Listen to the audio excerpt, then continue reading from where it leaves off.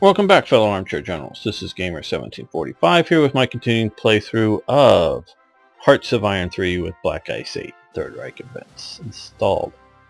We're going to see if we can crush the 8th Army now.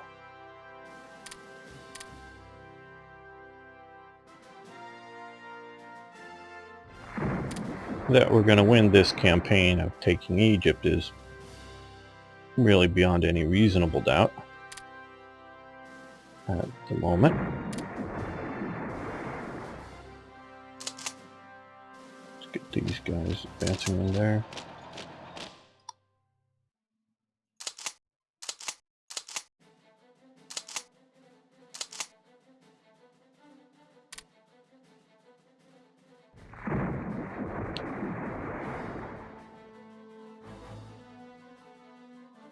Uh-oh. We lost a destroyer.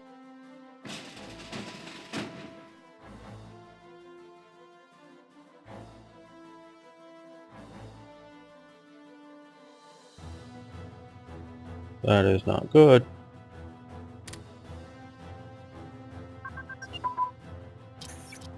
Okay, well. Not liking losing that destroyer.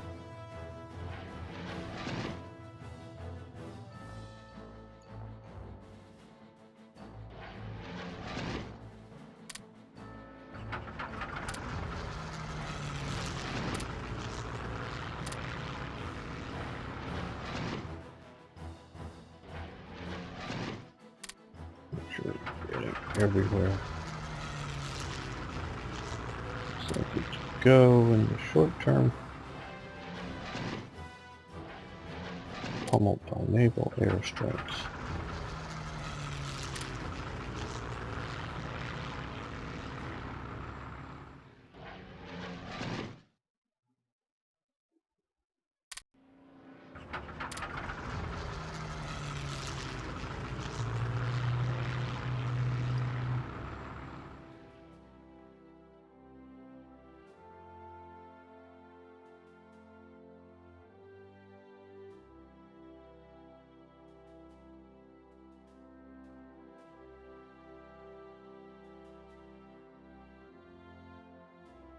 Where bomber commander is here.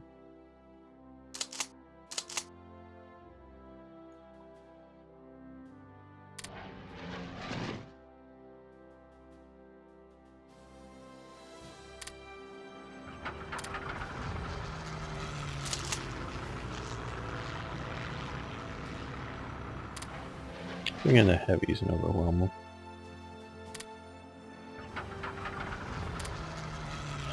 Okay, rare materials. The fighting techniques have advanced. That's good.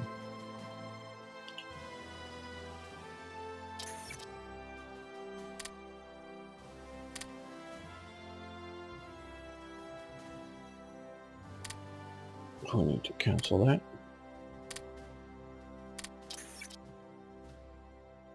We're going to do advanced metallurgy and advanced resource substitution, which will help out.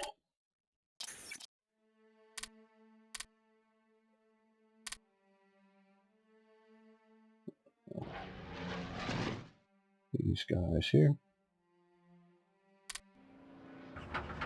We'll strike just to make sure we don't get any.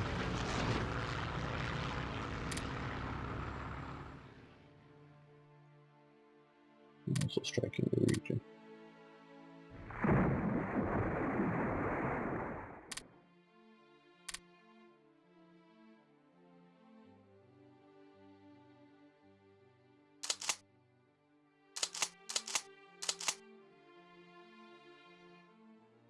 Send in Bartholomew as well to the battle. Alright, pushed it over the edge.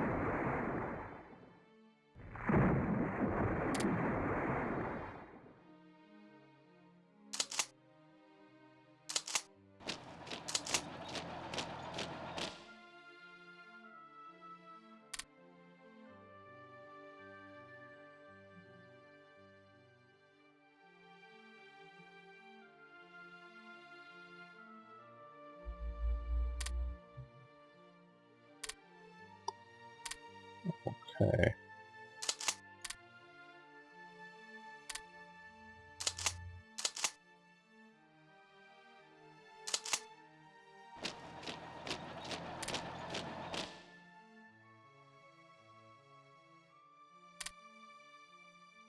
And send the militia division down to here. Siwa. It's a oasis, but sort of a city-sized, maybe small city oasis that's very, very ancient. Okay. I need to look at structure. Okay, so I need to talk to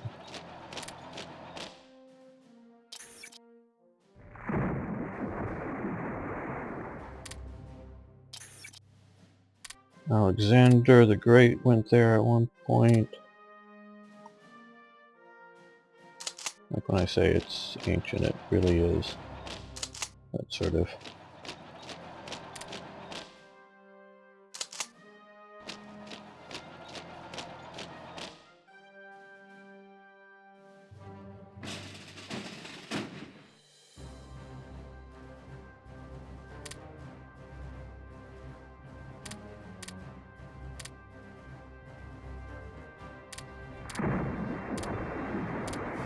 Okay, now.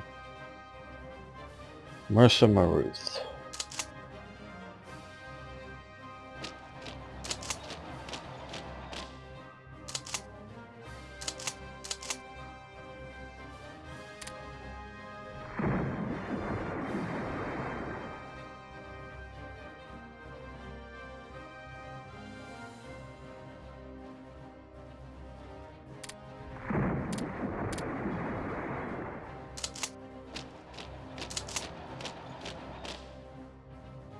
Put the 15th Panzer Division symbol on one of the tanks I've been driving in War Thunder.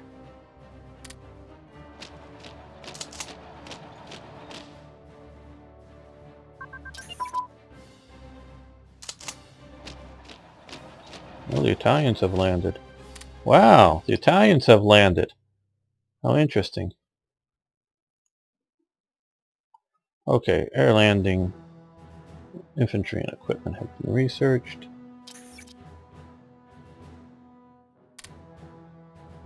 Yeah, okay. That's amphibious down here. Okay, but that'll allow me to do airborne mixed support. Hopefully it represents both artillery and anti-tank. I can add 2 airborne divisions.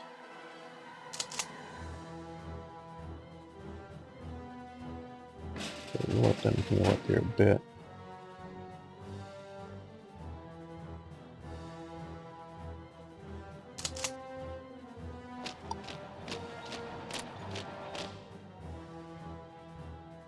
Always surprised when the Italians do something. And it's not any slam on the Italians, it's just the AI.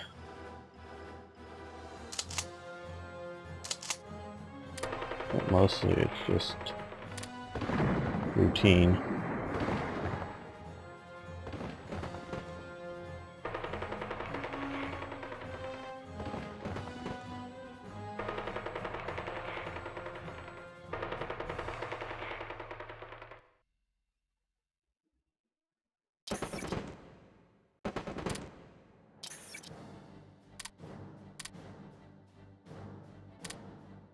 We have a decision on available. Yes. We want Conf Group A Nord. And first, or the second actually, I guess gets formed first. SS Infantry Brigade, get rid of some of those Totenkopf units, which, they're garrison troops is all. Infantry Brigade, not quite a proper infantry division, but, or division.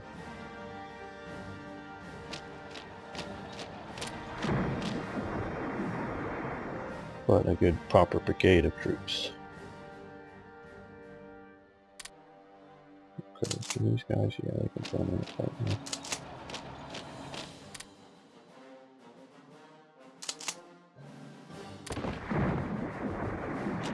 Okay, let's take von Thoma out of the battle. These units are exhausted. Got these guys in.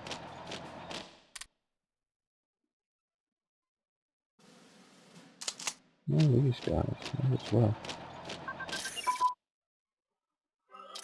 Okay, the German Soviet border commercial agreement. Obviously, part of it is confirming the border between Soviet areas and German. You know, earlier they've taken the Baltic states. But what's important is the commercial agreement as well. And I don't know if I mentioned this in one of the earlier episodes of the series, but Germany helped out the Soviet economy significantly. So did the U.S. as well. The U.S. contributed some manufacturing capabilities as well as American-style manufacturing techniques of production that really helped the Soviets out. I forget the guy's name. I think he was involved with Ford, one of the automobile manufacturers that was sent over to do it. Now, Germany, they sold, I think, or exchanged for resources, some heavy steel rollers and press machines that allowed the Soviets to make the armors for the T-34 and KV-85, because those aren't cast. The rounded shapes in those are rolled, so it's hammer forged rolled steel into those shapes, and the Soviets did not have the capabilities to making machinery on that scale. So the Germans sold them that. They would have been, without it, they would have been stuck making BT series type tanks. It could have gone to the BT-9 or whatever. But that series type of tanks, had the Germans not sold them the better machinery. I don't know what the Germans thought they were going to do with it. Probably thought they were going to build ship armor with it, because that's another type function you can do with that, and you would may need for it.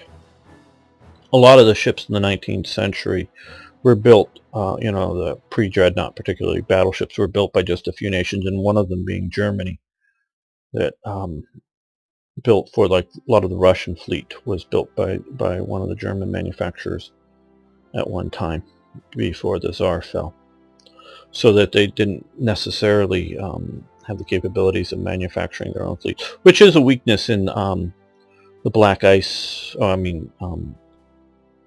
Parts of Iron system, in that too many nations can build too much stuff. There should be more of an arms trade going on, not just a lend-lease.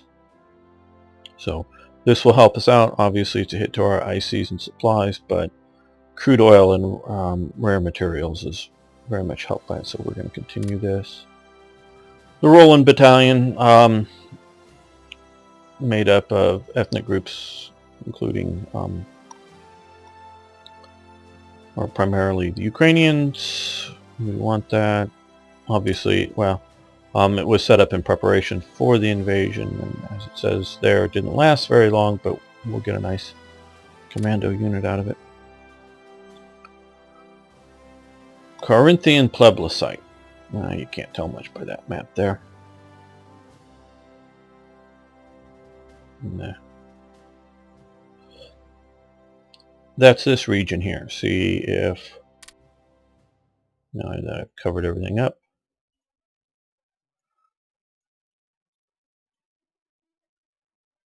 this, because of the giving the pathway for Germany down here, Germany's officially annexed this region, as you can see by the map. If you didn't take it, they would not have annexed it. But you can also see revolt risk here is fixed at that level, at 2.3. Well, this region of what is, I believe, mostly Slovenia today. I'll just close this. We'll get to hedgehog defense in a minute. Had a fairly large German speaking ethnic community there, and they held a plebiscite. That's the medal commemorating it. Map of the region. That's hard to see. I had a hard time trying to find an original period type map. So we can hold the plebiscite, which cost us a little bit of supplies, popularity, but we sort of annex and get cores on that zone, or we can decide not to if we think the Reich is too large. We want to do that. So now we should have cores there. It hasn't changed, I guess, yet, but it will take effect there. USS Hornet is launched. That's an American aircraft carrier of fairly good history. And hedgehog defense.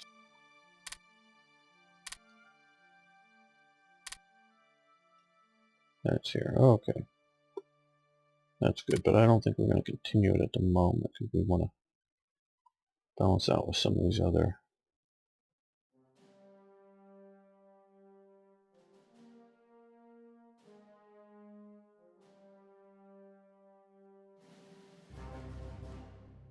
We're going to go with artillery flexibility.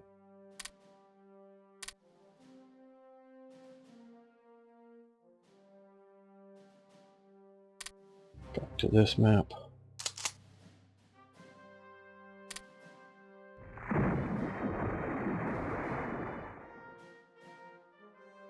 The two things that made, well, I don't know, several things that made this possible, this playthrough of this version of history. Okay, the worst of the snow is over, finally. And could we have done it in real life? Well, once Germany secured Crete, this all did become very vulnerable. Oh, we need to throw you guys into that fight. Became very vulnerable. Germany did have, well, Germany's airborne capacity took significant losses at different times in combat strength. And Crete was the final major airborne operation, and it had such high losses that Hitler forbade any further airborne operations. That was, I think, generally a foolish mistake. The other element that they had a lot of problems with was enough transport aircraft, because my understanding is Germany never built trainer aircraft. And I don't know how much this will come as a surprise to you, but the whole Luftwaffe, they did not have a dedicated training aircraft. I think they may have had a few two-seated, like Messerschmitts or Focke-Wulfs or something, but I think that's very rare. Where the U.S. had a huge whole factory training operation faced with trainer aircraft, you know, two-seated, dual-controlled, get people up there training how to fly. I do believe the French and the British also had some trainer aircraft as well. I'm not entirely sure on that. But the Germans did not. So what they used, now we looked at a lot of events leading up to them with either the Hitlerjugend or the NSFK, the National Socialist Flieger Corps, training early on with gliders and civilian operation aircraft type things, and they did do that too, and that helped trained up a you know, people with basic skills at flying. What the primary for the Luftwaffe training were the transports. Your standard trimotor, what is it, Ju-52? I'm lousy with numbers. Transports, so that instead of transporting paratroopers or supply somewhere, they were flying training missions. So you're flying this whole huge aircraft with all of its maintenance requirements for the 3 engines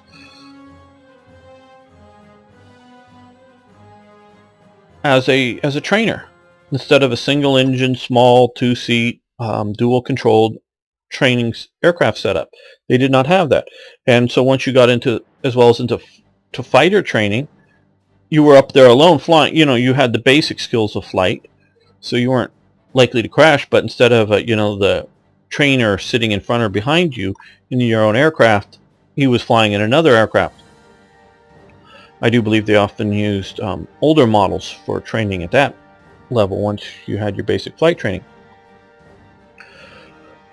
So Germany took a lot of losses with aircraft flying into Norway for that airborne invasion, and as well as into the paradrop into the Netherlands there. And it was really, that was already hurting them, and they had even more coming into Crete.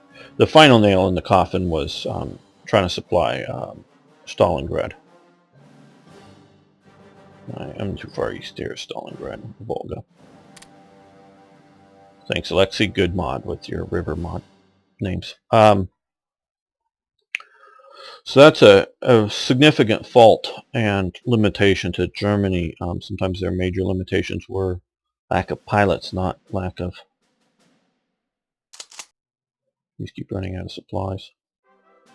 Do not have enough supplies going around. Said, we need to send supplies to Said, Port Said.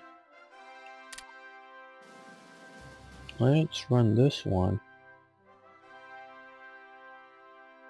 all the way from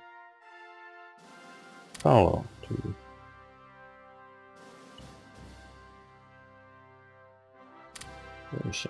Port Said, as I know, just in case that's empty of supplies. We can run down through there.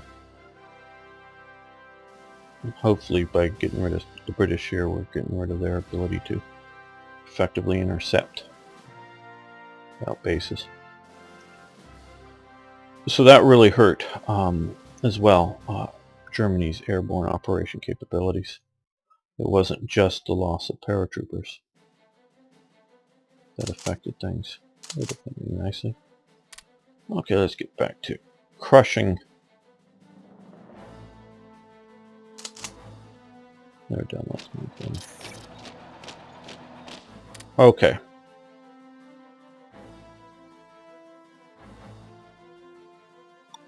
I need to make a note of this because some of these events, as I've been seeing, even stuff that has like a 60-day or 90-day delay, that even on things I build, that since I'm playing at such short bursts, it's resetting even when I'm not saving right at the first or the last of the month type things, because I want to do this, but I'm noting down oil refinery.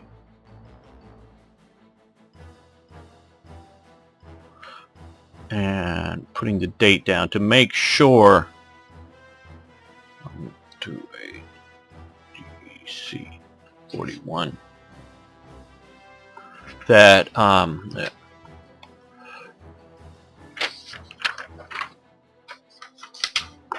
sorry about that, that if for whatever reason the clock has been reset too many times or something, we'll get that. I think there's supposed to be another I'm going to wait on just slightly a bit.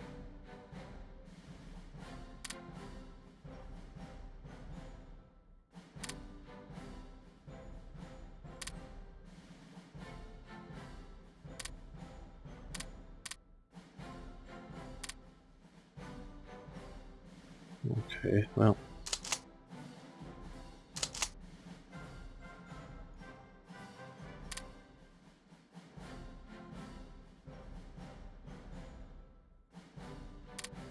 Oh, okay.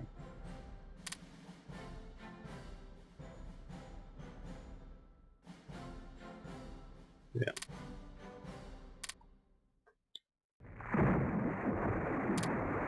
So that we will make sure that it fires and not just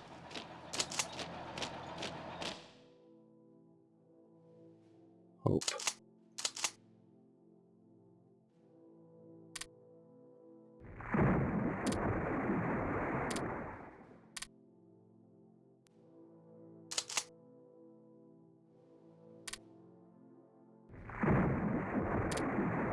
Oh, they're exhausted.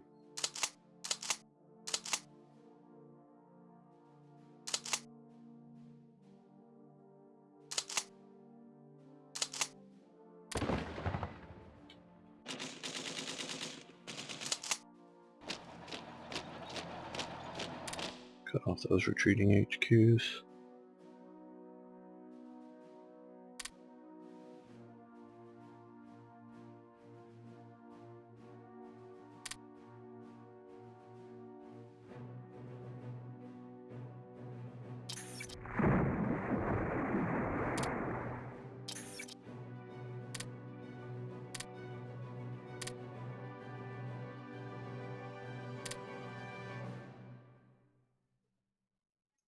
Because of like that event that we just had, the oil refinery, we need to make sure that this doesn't go down too low.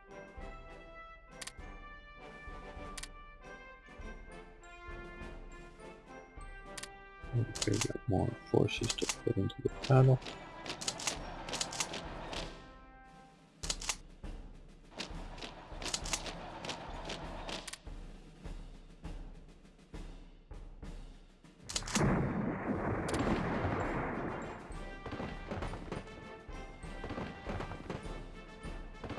Von Mackinson's leading that up, okay. Alright, this is another interesting thing. Everyone's heard, of course, of Napoleon Bonaparte. Technically Napoleon I, though his name outshines all the others. And most people who study history, a reasonable amount, have heard of Napoleon III. And when, you know, for a lot of time I wondered, why did it go from Napoleon to Napoleon III? And Napoleon III, I believe, is Napoleon Bonaparte's nephew. Well, this is the situation here. Napoleon's only son was when he married a Habsburg princess of Austria, the Austrian Empire, of the Habsburg Empire, as sort of a political marriage as well. Josephine, his wife, who had a son by an earlier marriage, and that Napoleon treated very well, treated as his son, though he was a bit older when they got married. Well, got married or whatever. But this was his only son, and he came about a bit later in life. But he didn't. He lived to young adulthood, basically after the fall of Napoleon, and lived in the Habsburg court, and he died fairly young, as people were wont to do then. I personally don't have any idea of any suspicious situation regarding his death. And so he was buried in Vienna. And as we've talked about before, Hitler liked Vienna's architecture and thought Vienna was a much nicer city than Paris. Liked a lot of aspects about it, but still thought it was sort of not a German city, too cosmopolitan. And he, you know, wanted to Germanify it a lot and bring up his Germany's stature within Vienna. And I don't know exactly how Hitler saw himself in relation to, you know, Napoleon, as another Napoleon or greater than Napoleon or whatever. And obviously Hitler liked to bring up good associations for Germany, but this was a more French association. And so partially, I think, to get rid of non-German aspects out of Vienna, as well as make nice with the French. He returned the ashes of Napoleon II, Napoleon I, son to Paris, and initially just in the tomb. And so this is, I thought, a very interesting fact that went on during World War II. So we have that helps out our relations with Vichy just a little bit. And yeah, we'll take the cannons. These guys got supplies again, but they're still sucking on sending supplies down there.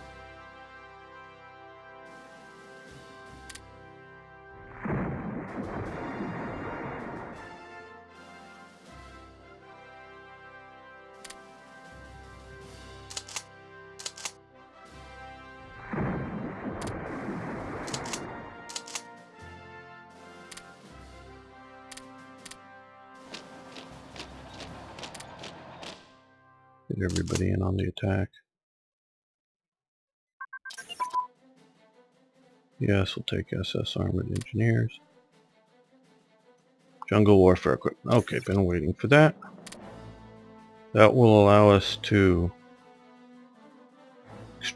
research extreme terrain environment. And we'll switch that over to there.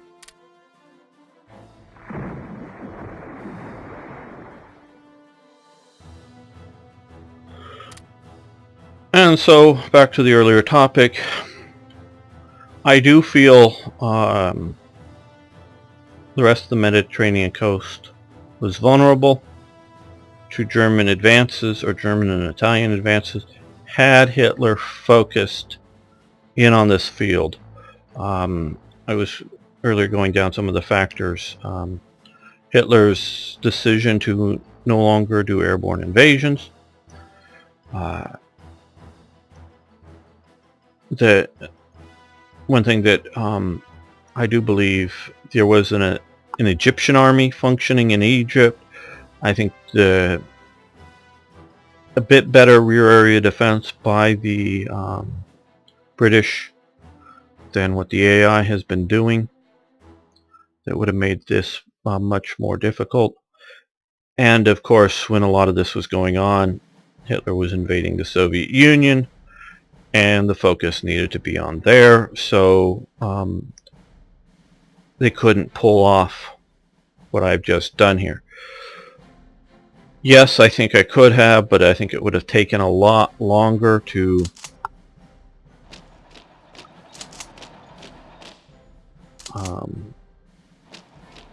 do it, reinforce and do it conventionally through the Italian front. Oh, the HQs have popped up here, damn.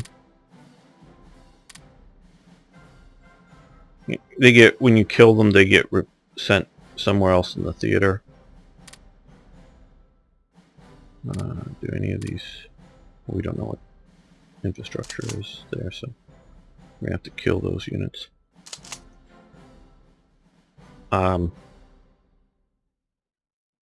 No.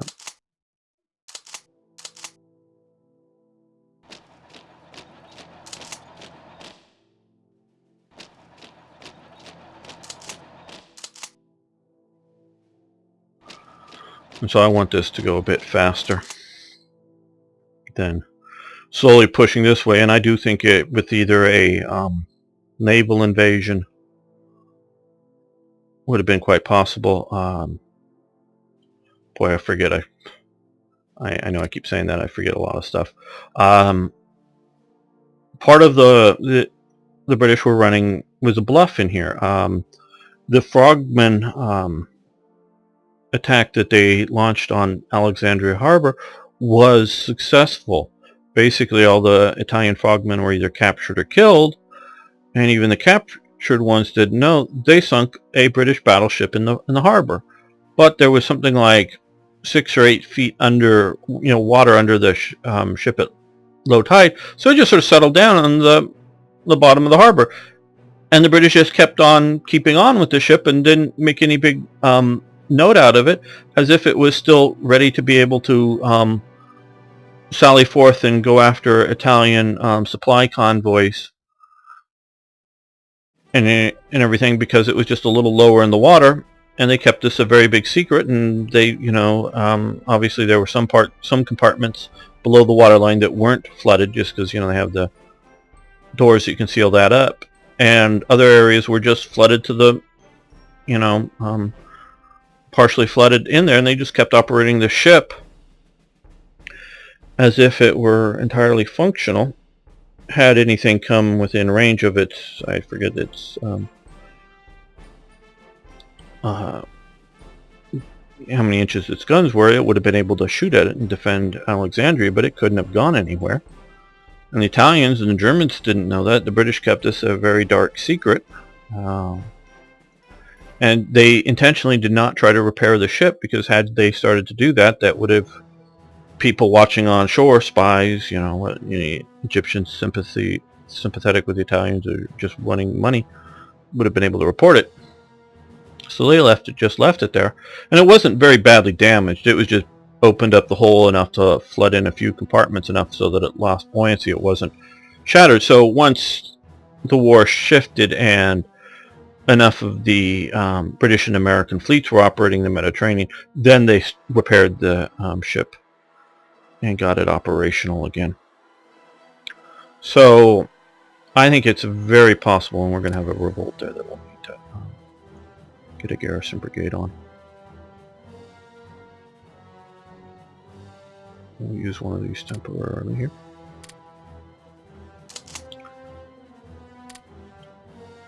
So I really look at Germany's,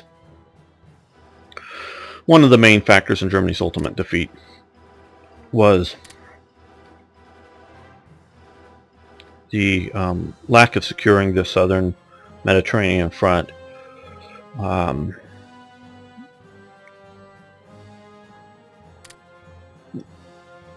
Churchill was always on about the weak underbelly of Europe, and he blundered into the Dardanelles campaign in World War I that was his responsibility on that same philosophy, and that didn't work. There was a British invasion, I don't know if it was this island or one of the islands here, that went off successfully, but there was basically no air bases, and the British didn't even have the air power in there, so it was forced back because they did not have enough air power to face the German and Italian air power that was operating there. And obviously the whole Italian campaign that became a delaying action that Albert Kesselring fought very successfully, and that's because it was on such a narrow front, and even if you had landed in here, you can see the terrain that is not conducive, like, well, once you get out of Normandy and the hedgerows, isn't conducive to maneuvering like northern France and the Low Countries. It wasn't quite the soft underbelly of Europe that Churchill thought it would or could be, and there was various landings like at Anzio here that the road to Rome was open, and I think it was Mark Clark, I forget, that they could have just immediately pushed in and taken Rome, and with the highway situation would have effectively cut off the defensive line. But they delayed and didn't do that. But what it does do is it forces your opponent to defend this, and if you're defending the whole coast, yeah, sending an invasion fleet up here may not be quite suicide, but being able to air attack it from multiple sides is a bit difficult. But still, you're looking at a major coastline defense, where if you had secured here, yeah, but again, if we look at infrastructure, landing down here really doesn't get you moving American armored corps supplied up through here very effectively. So it limits your amount that you can push in. And so without the landings, well, more over here and on Iran, this would have become another delaying action, like functionally like Italy was, and had you been able to seal up here, yes,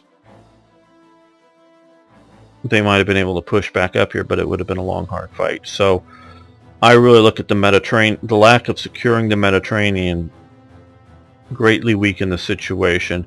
It would have allowed Italy to continue to build some heavy units, build fighters without being bombed, and other things that even if it was taking significant losses operating here or operating here against the British and the Americans,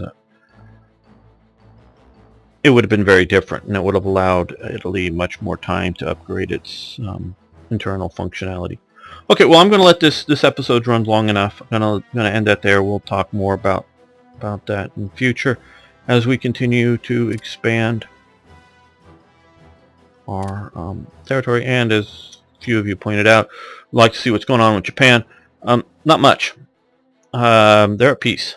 They've secured all of China, Thailand. They're getting ready to, well, there's not much of a fight there, but they'll be able to fight better off, I do believe, against the British in Burma.